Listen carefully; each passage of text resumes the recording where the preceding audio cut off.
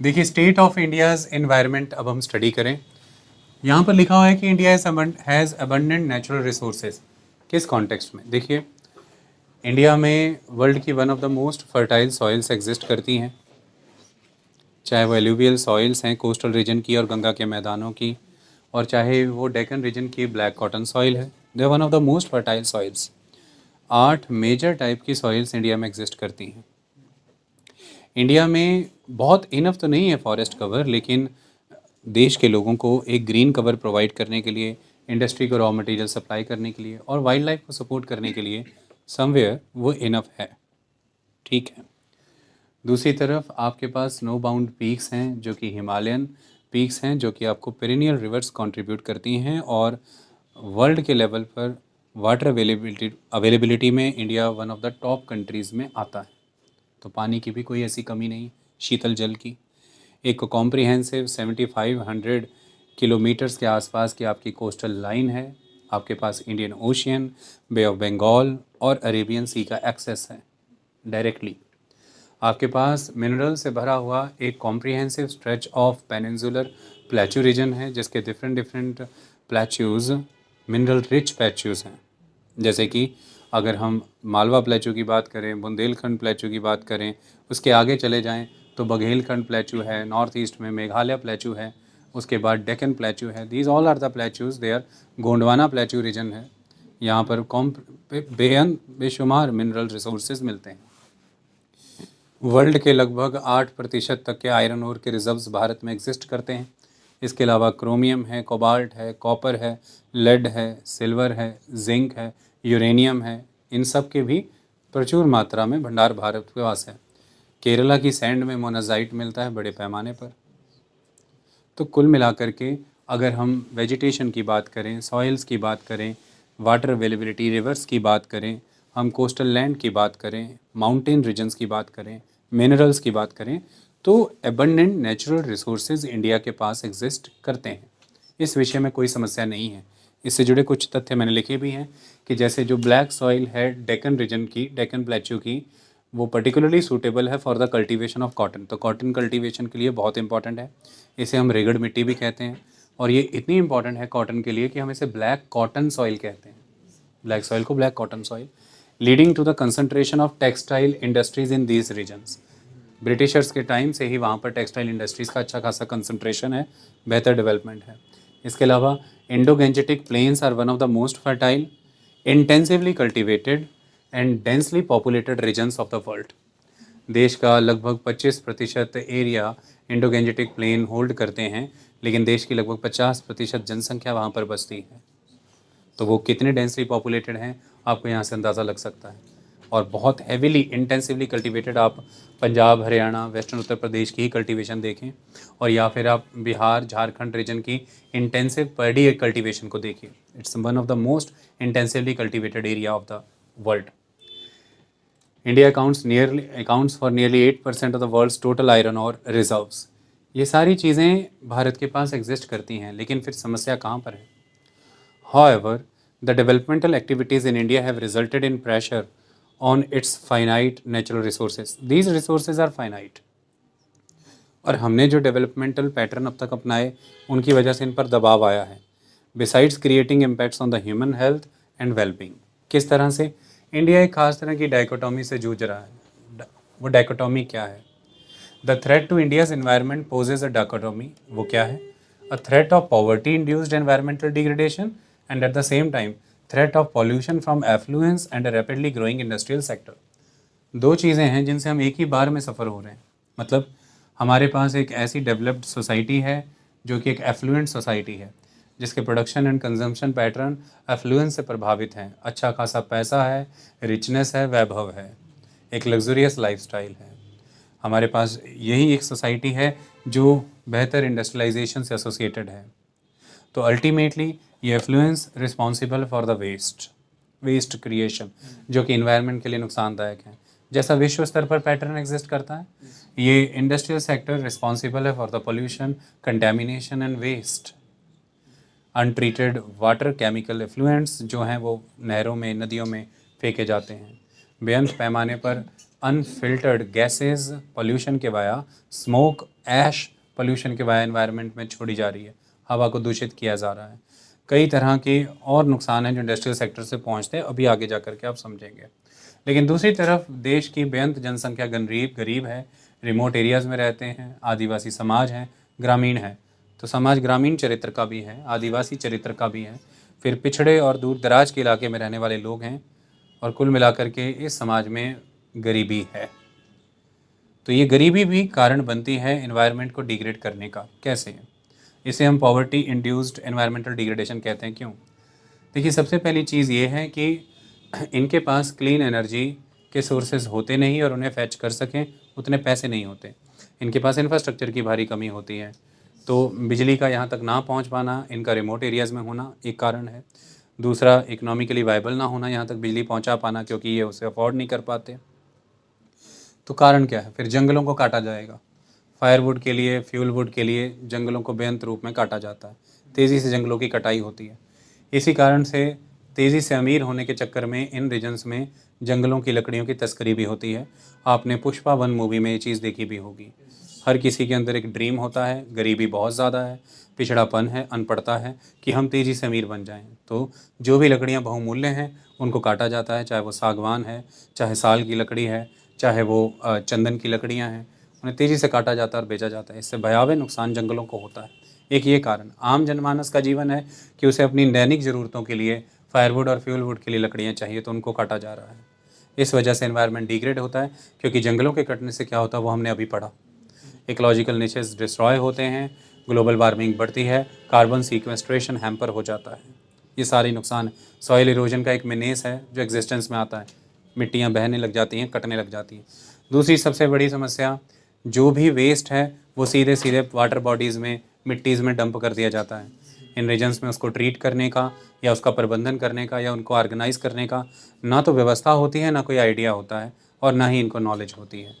ये बहुत ही अशिक्षित समाज होता है।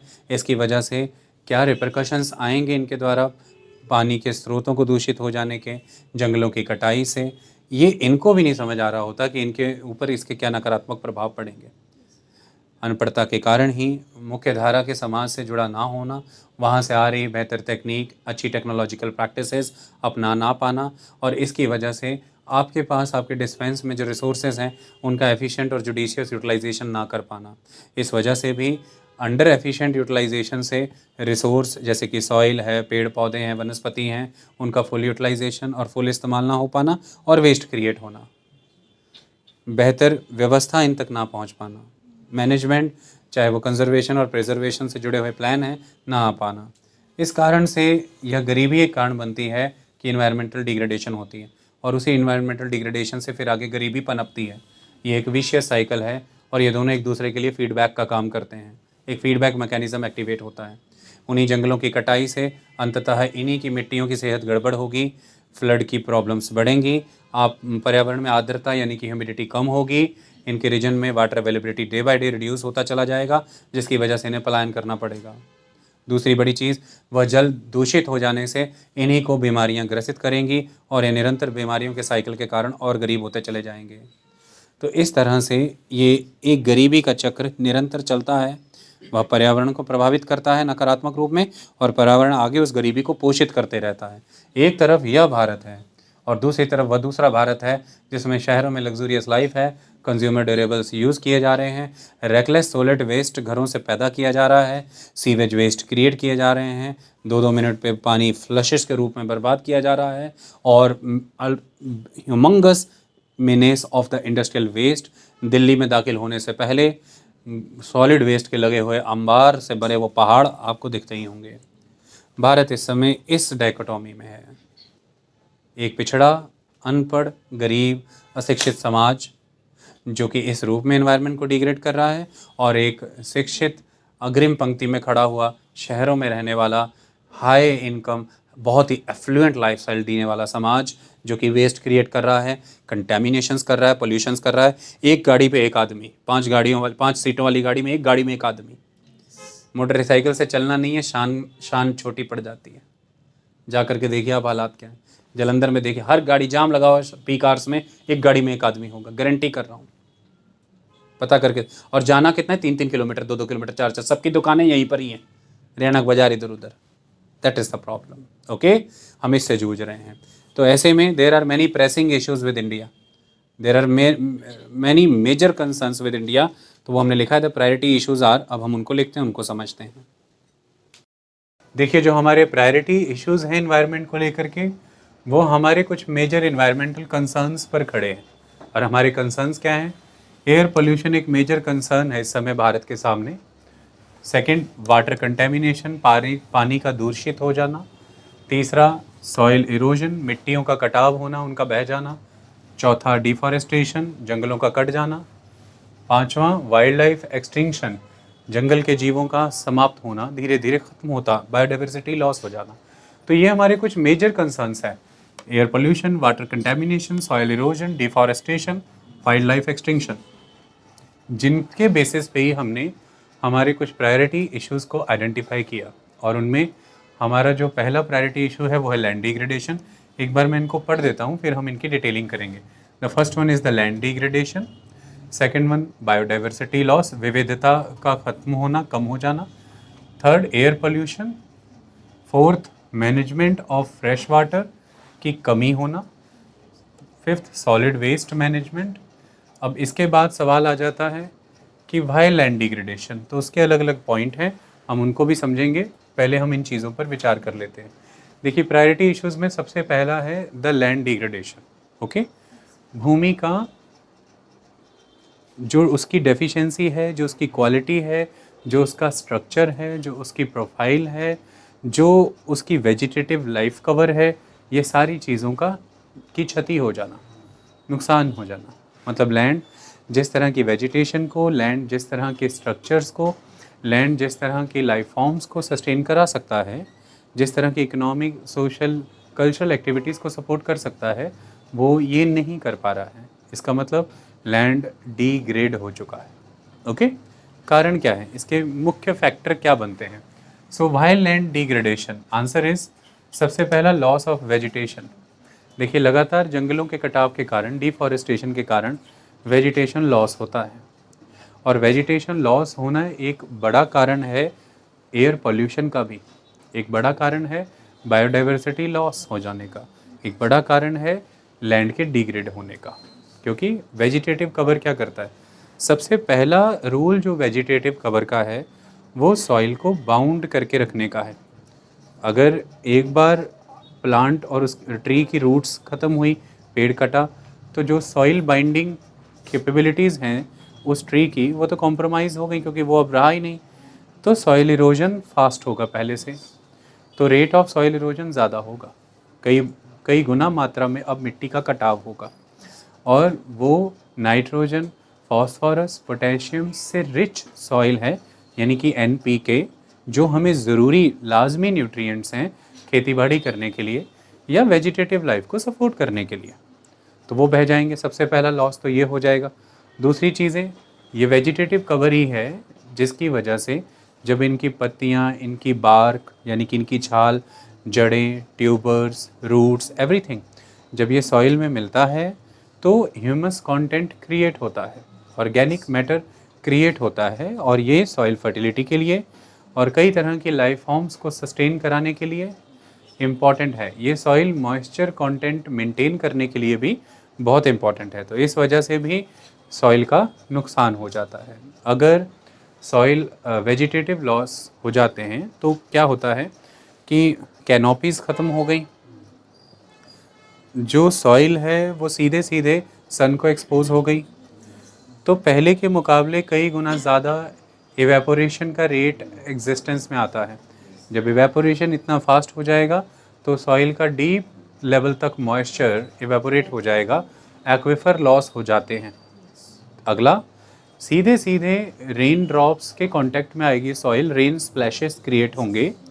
दूसरी बड़ी चीज़ ये, और रेन स्प्लैशेस तेज़ी से मिट्टी को काट के ले जाएंगे। दूसरी बड़ी चीज़ ये होगी कि large amount of water contact में आएगा directly under in the form of rainfall with the soil, और इसकी वजह से क्या होगा, जो परकोलेशन ऑफ द वाटर है वो ज़्यादा होगा, और इसकी वजह से जो सरफेस न्यूट्रिएंट्स हैं डिज़ोल्व होकर के अंदर की लेयर में चले जाएंगे और जो surface layer of the soil है वो फर्टाइल नहीं रह पाएगी।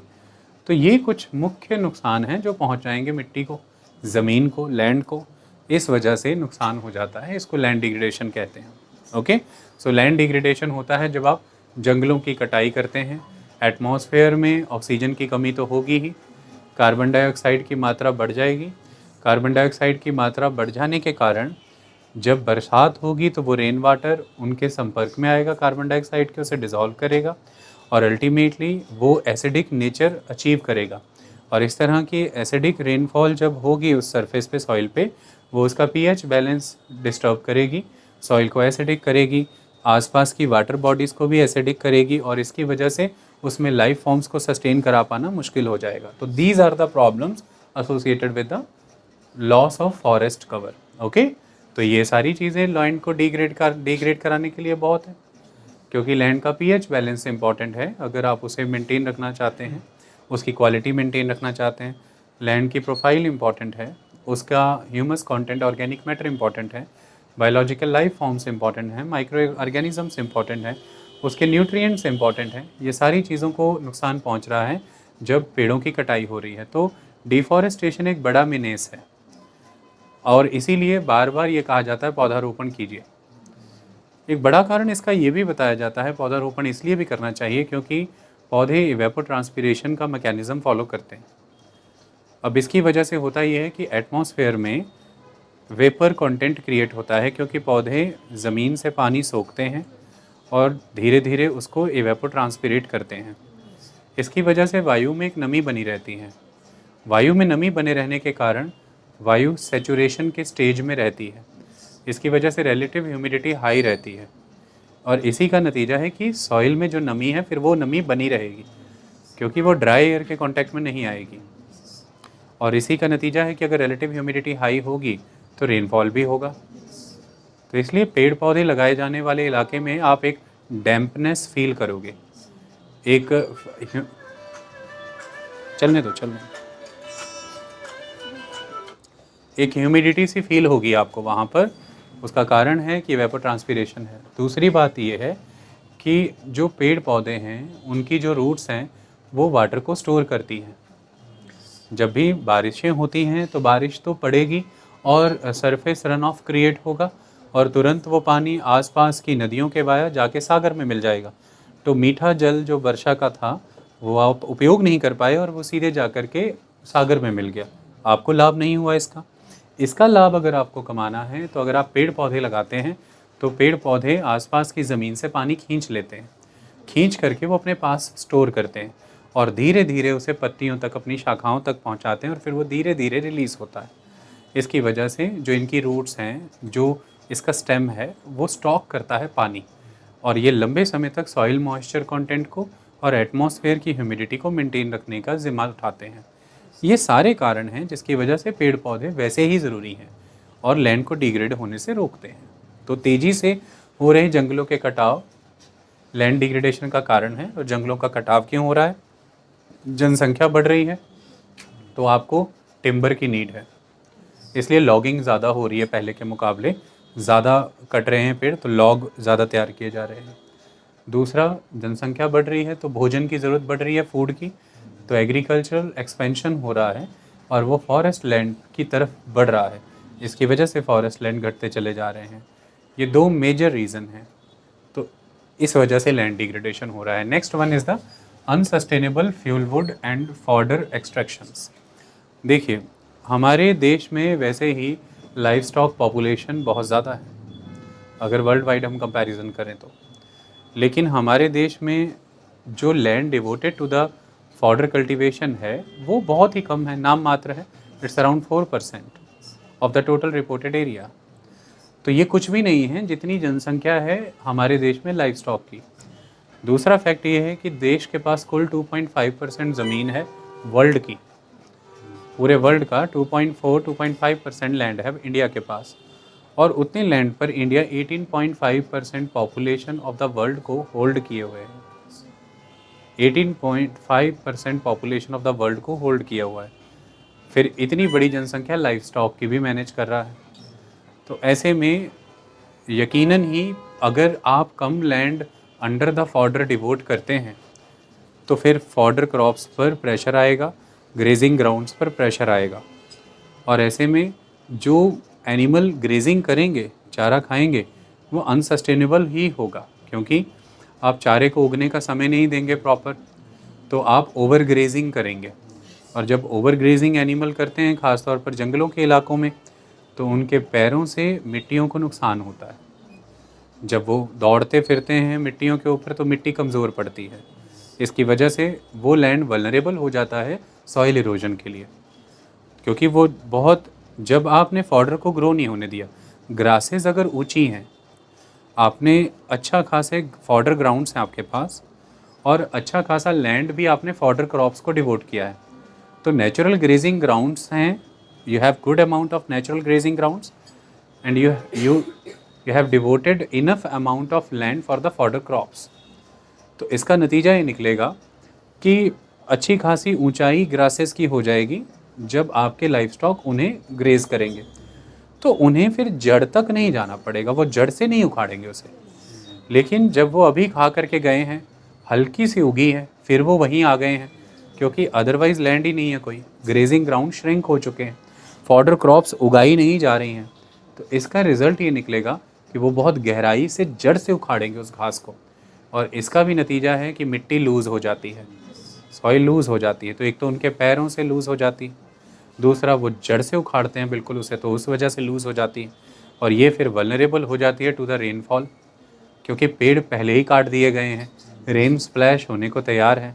इसका नतीजा ये निकलता है कि लैंड डिग्रेड होते हैं। तो अनसस्टेनेबल है ये तरीका फॉडिंग ग्रेजिंग का, और ज़्यादातर इससे जंगलों को ही नुकसान पहुंच रहा है। दूसरी तरफ गरीबी देश में बहुत है, पिछड़े इलाके हैं, और बहुत से इलाके रिमोट हैं, तो गरीबी है, बैकवर्डनेस है, ओवरऑल पॉवर्टी तो है ही है इंडिविजुअल्स और फैमिलीज़ के लेवल पर, overall those regions are backward, infrastructure की कमी है, and there are remote areas as well जहाँ तक सर्विसेज नहीं जाती।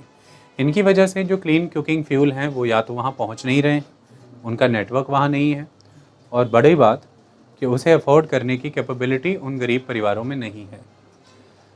इसका नतीजा ये निकलता है कि वो अपने कन्वेंशनल मेथड्स को ही फॉलो करते हैं और कन्वेंशनल सोर्सेज ऑफ फ्यूल को ही एक्सेस करते हैं, और वो कन्वेंशनल सोर्सेज ऑफ फ्यूल क्या हैं? The fuel wood. तो फ्यूल वुड और फायरवुड एक डोमिनेंट रोल प्ले करते हैं आज भी गाँव में। वो गांव जो उन इलाकों से एसोसिएटेड होंगे जिन इलाकों में अभी भी अधिक आदिवासी जनसंख्या रह रही है, या वो गांव जो अभी भी बहुत रिमोट हैं, या वो गांव जो अभी भी आर्थिक रूप में पिछड़े हुए हैं, या वो गांव जहां पर गरीबों की जनसंख्या अधिक है, इन सब इलाकों की बात करें तो ये पिछड़े रहेंगे। यहाँ पर फ्यूल वुड फायरवुड का कंजम्पशन बहुत ज़्यादा रहेगा, और ये भी अनसस्टेनेबल है, क्योंकि जितना फॉरेस्ट की रीग्रोथ नहीं है, उसकी रिप्रोडक्शन की कैपेबिलिटी जितनी नहीं है, फॉरेस्ट ऑलरेडी श्रिंक हो रहा है। तो फिर पहले क्या होता था? इनफ फॉरेस्ट लैंड था, इनफ ट्रीज़ थे, तो उनकी लकड़ियाँ जो गिर गई हैं, टहनियाँ सूख गई हैं, उन्हें गैदर करके ही काम हो जाता था। अब तो डेलिबरेटली काटना पड़ता है। अभी अभी बहुत ही टेंडर ब्रांचेज हैं, बहुत ही टेंडर स्टेम है, उगा ही है, थोड़ा ही समय हुआ है, आप उसे काट के फिर सुखाएंगे छत पे, तो आप, एक रेस है, एक दौड़ है, दिस वे इज़ अनसस्टेनेबल। तो इस तरह से जो वो फॉरेस्ट है वो फॉडर की डिमांड को, फ्यूल वुड और फायरवुड की डिमांड को सस्टेन कराने की पोजीशन में अब नहीं है। तो अब भी अगर आप उसे हार्नेस कर रहे हैं तो आप उस जंगल की कैरिंग कैपेसिटी से एक्सेस चले गए हैं, अबव चले गए हैं। ये अनसस्टेनेबल तरीके हैं, और इसका नुकसान किसको है? जंगल को।